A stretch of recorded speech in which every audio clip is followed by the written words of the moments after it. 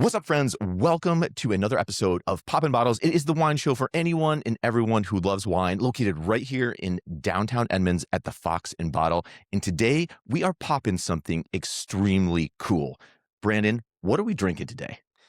Welcome, Barry. Cheers. Cheers. Cheers. So today, as we teased in the last episode, I wanted to give a sense of just what got me into this. Why did I even start to think about wine? And I think not just talk about what I want or what I think is really special, but this can be kind of that aha moment for really anybody who's getting into their journey for wine, and even wine drinkers who have been drinking for a while. What is something special, that aha kind of like, man, this is something better than just fermented grape juice? So today what I wanted to do, and I wish I could have found that exact bottle back 20 years ago when I'm getting into this stuff. It is a Cab Franc from France, specifically the Loire Valley, more specifically a place called Chinon. So you're kind of right in the middle of the Loire Valley, tilting a little bit towards the west. But Cab Franc to me is this incredibly elegant red wine. It's not big and highly tannic like a Cab Franc, or excuse me, like a Cab can be. It's not overly juicy like sometimes Merlot can be. It kind of threads this needle of beautiful silky elegance. It has this like herbaceous quality to it. If you get your nose in here, we got this like brightness, yet it has this bright fruit and that herb quality to it, right? And so for me, when I was drinking a wine from Chinon about 20 years ago, it was the first time that I ever thought, whoa, there's layers here. There's more to it than just a red wine that you drink and you take in and it tastes great. To me, this complexity that kind of layered out where there was this fruit, this savory, this herbaceous, and then all of a sudden there's these tertiary, these qualities that come from the type of barrel or whatever it is. This was the wine that kind of captured me. Well, let's take a sip because now I'm very excited to try. Oh my goodness. Mm.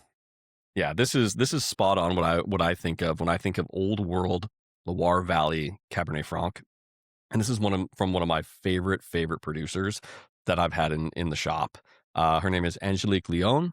She's basically a one-woman band back in Loire Valley in Chinon specifically. She tends the farm. She does the hand harvesting. She pulls it into the warehouse. She crushes. She does everything on her own. Sure, with a team somewhere around there. But this is one of those where, like, for the last 25 years, she's been organic, sustainably farmed. She's really thoughtful to her process, and she produces wine that is so clean and just, it's just one of those where you're like, I can just drink it anytime. Yeah, no, this is phenomenal. I don't know I think you've been watching the show, The Drops of God. Yeah. So great Absolutely. Wine show. Plug for the wine show out there. And it's like incredible. But in the season two, it's on. Yeah, we're like Yeah. season 2. So season 2 kind of goes deep into this kind of biodynamic, and it really brings to life the passion and the culture within the French, within the kind of the French people for their wine, in the French winemakers who take it very, very seriously. Yeah. And the story you just told there really reminds me of that. So if you haven't watched season 2 or you haven't watched the show yet, it really does bring that to life, how passionate they are, Right. how much it becomes, this really incredible connection with the land and the weather and the soil and the type of grape varietal and all of that coming together to express itself in this beautiful, point in time, right? The terroir, that whole thing. And that's not always what you get with American wines, but like that same level of depth. There are, you do, of course there are, but I mean, it's a special thing. And this wine really brings that concept to life to me. Well, I think on a previous episode, we talked about Lobo Hills. And one of the things that I always point out when I talk about their wine is that you taste the vintage. Mm-hmm. And that's a key piece. And they're pretty adamant about making that a case of point for them. But that's a domestic producer making wine in an old world style. So to your point, when I think of old world, when I'm thinking of this Cab Franc in my glass from the Loire Valley, she's making this for the year that it's being harvested, and it's in this low to no intervention. That's another kind of term that gets thrown around, but it means more to me than organic or natural. So when I think of low to no intervention, that is really at its core foundation is just let the grape and the season give you the product that you're going to get. It is hard. It's scary. I mean, wine by nature is farming. It's agriculture. And so it's risky to just let it be, but you get this incredible, but I would say really clean and pure wines. Um, there are ways to manipulate a wine to make sure that you can sustain a business, and I think there is a place for that. But when we talk about old world, specifically French, Italian, Spanish, Croatian, things like that, Slovenian, they're so adamant most of the time about just letting the wine speak for itself, and you can taste the difference every time, and it's so so good. Yeah, this is a delicious wine, and I think an accessible and great entry into French wine if you haven't had a lot of French wine. Sometimes people can be a little bit, can be a little bit different from a palate standpoint if you're used to drinking more domestic wines, or especially if you're used to drinking California wines or mass-produced wines. 100%. Sometimes it can be like dirty or too earthy or all these kind of new flavor profiles, and you're like, what am I drinking right here? And that can be great because you can actually open up your palate, and that stuff can be good over Totally. time. Well, and I think too, it's retraining your brain to say not all Cab Sauvs are the same, not all Malbecs are the same, not all pick your grape, right? They're not the same for a ton of different reasons. But when you ask for a specific grape varietal in your glass versus potentially how you're going to experience it. So here at the Fox and Bottle, when we talk to our customers about wine, it's less about the varietal and more about how are you going to experience that wine. So expand your mind, expand your palate. Washington Cab Franc or Cab Sauv or Merlot is going to be very different than old world French, Italian, those styles of wine production for good reason. And so I challenge everybody, when you're tasting wine, appreciate what's in the glass. Don't appreciate or don't try to compare it to something that you really enjoy. Just really appreciate what's in the glass and see if you enjoy aspects of it, and then try it again and then try it again. And I am the classic scenario of I was anything but Chardonnay and I was anything but a Pinot. I forever could not just get in behind them. But what it took me doing is appreciating what was in the glass and just trying it again, trying it again. And all of a sudden I was like, oh, it's the style or it's the produce or whatever it might be. So I just challenge you all to, Yeah. like Barry said, expand your horizons, expand your palates. And what do you think about, Cab Franc is like kind of forgot? I mean, it's not one that a lot of people are super familiar with.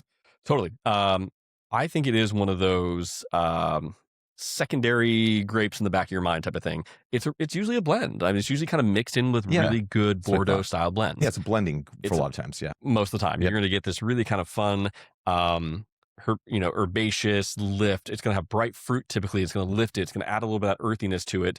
So when you're looking at a really big Cab Sauv or a Merlot, and you put on the back of that Cab Franc and let's say Petit Verdot, you're creating balance.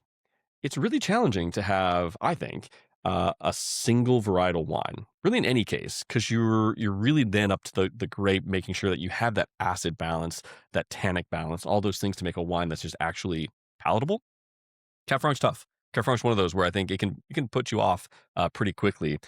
I think it should have a moment. I don't know if it is, but hopefully this lifts it, because I think Cab Franc should have its moment into the forefront of people's minds, that it hits right down the middle, where if you don't go like, a light Southern Rhone, where it's maybe not the big Chateauneuf de Pop or something like that, but it's got that nice medium body quality. Cab Franc's your buddy. Just go to the mid level, and you're gonna get beautiful fruit, good earthiness, good texture, light tannin, medium body. It just kind of meets all the qualities, I think, on a good way. I love it. I think it's definitely one that people should try more of. I love a good Cab Franc, and we're going to go on a little Cab Franc journey right now, because this was about starting off in France, but we're going to land the plane back right here into Washington State. So stay tuned, because this next segment, we're going to explore Cab Franc with a whole new level. Okay, friends, welcome back. So in segment 1, we were out there in the Loire. Now we're bringing it back home to Washington State to explore a Cab Franc from a completely different perspective. Brandon, what are we popping in this bottle? So, Barry, this was one of the wines that I was fortunate enough to taste probably about 6 or 9 months ago. And this is from Entiat.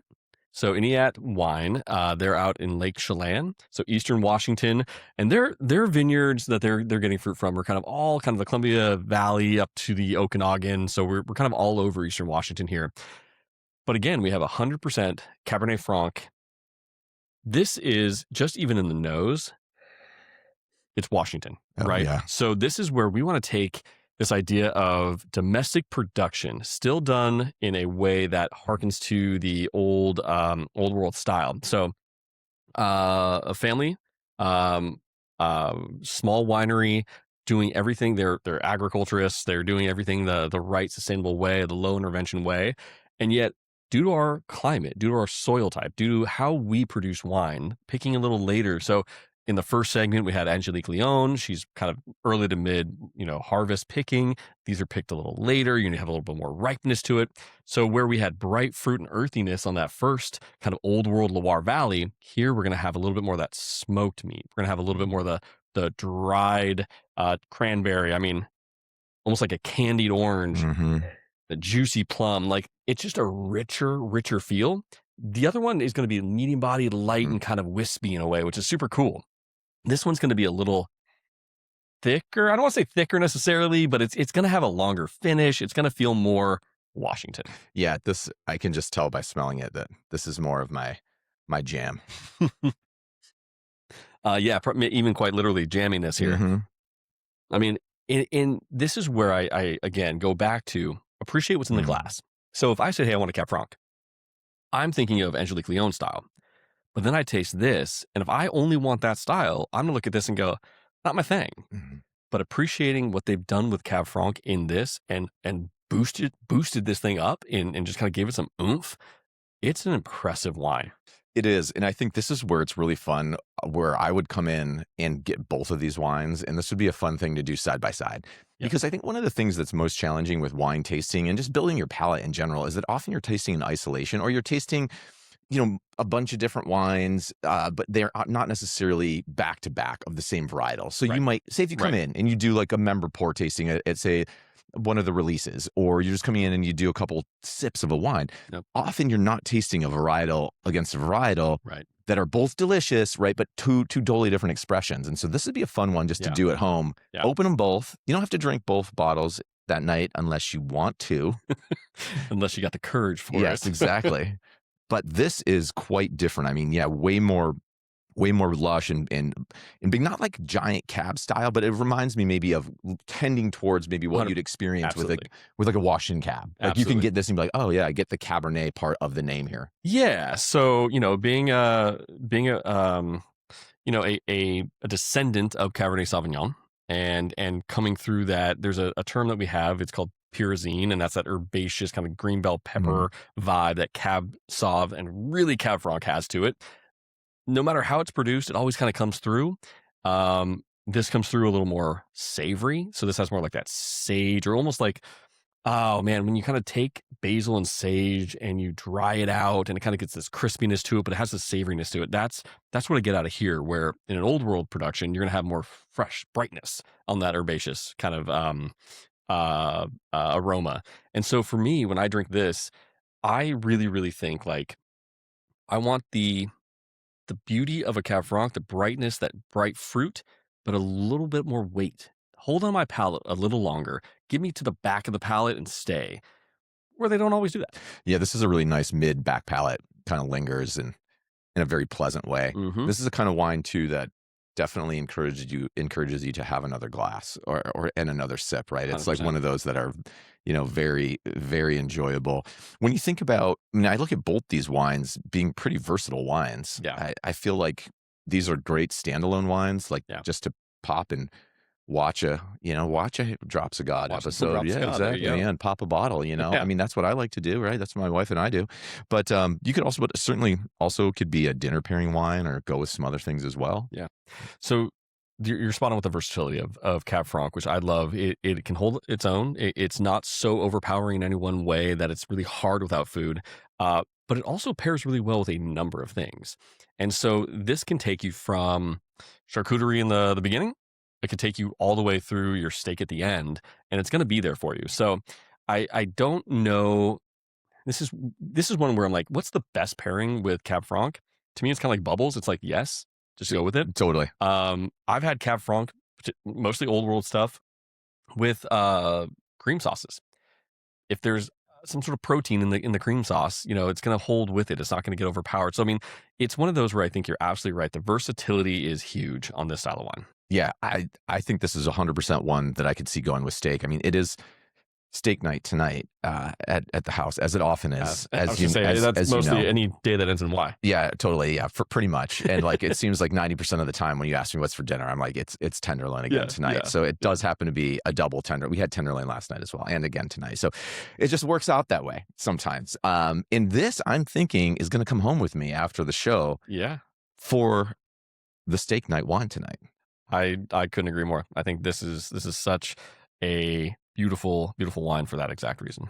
I absolutely love it. Well, thank you for bringing these to the table, for popping these and sharing, I think, the wine that got you to fall in love with wine, and then a fun journey to explore like how different it can be when we grow it in a different place with a slightly different perspective and a slightly different, philosophy. And this is awesome. So come on down come on down, get these. These are not on the pour list, correct? Not on the pour list. They're on the shelf. And I would definitely say I'm sharing my journey with wine. Barry's got his journey with wine. Please come share your journey with us, because we'd love to hear what got people into wine. We'd love to just kind of explore that with people. And then we can craft really, really fun pour lists around what people want. And maybe before we wrap the segment, did we give people a look at that bottle? You know what? We didn't, and let's do that. I know we always get requests. It's like, well, what did the bottle look like? Yes. So here we go. This is the Entiat.